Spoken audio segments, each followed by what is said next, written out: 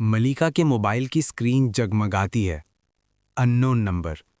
जैसे ही वो call receive करती है, उसकी जिंदगी का सबसे बड़ा सदमा उसका इंतजार कर रहा होता है।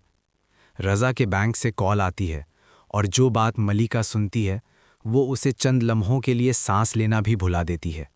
रज़ा पर जो झूठा केस बनाया गया था, जिसने उसकी इज्जत, उसका करियर और उसकी पूरी जिंदगी छीन ली थी, उस केस का असल मुजरिम गिरफ्तार हो चुका है।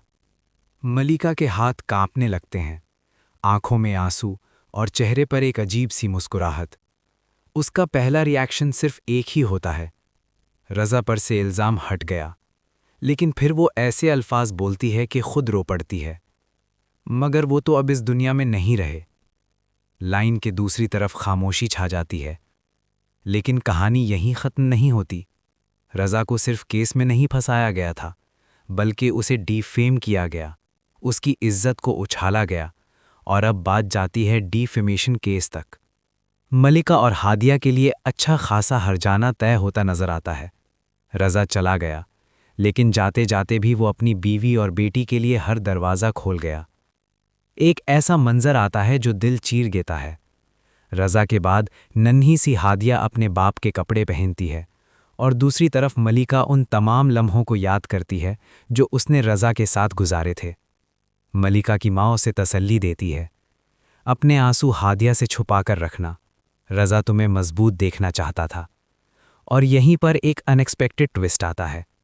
अनी, जिसकी शादी हो चुकी है, फिर भी मलिका को कॉल करता है, सिर्फ ये पूछने के लिए, क्या तुम्हें किसी चीज़ की ज़रूरत तो नहीं?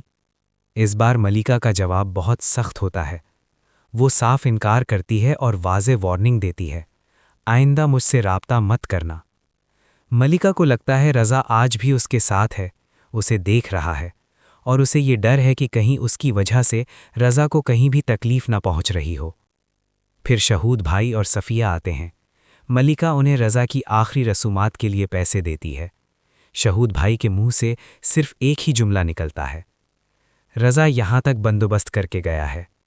और मलिका रोते हुए कहती है, रज़ा ने अपनी ज़िंदगी में ही देख लिया था कि उसके बाद मदद करने कोई नहीं आएगा, इसीलिए वो सब कुछ खुद तय करके गया। बस यही एक लम्हा शहूद और सफ़िया को अंदर से तोड़ देता है। जब रज़ा को उनकी ज़रूरत थी, उन्होंने मुंह मोड़ लिया और अब ये गिल्ट उन्हें ज़िंदगी भर सताएगा। रिव्यूज़ और प्रिडिक्शंस टीज़र और प्रोमो देखकर की जाती हैं, इसीलिए गलती का इम्कान हो सकता है। अब आप लोगों के लिए एक छोटा सा सवाल, रज़ा का आखिरी लम्हा आपको कितना रियल लगा?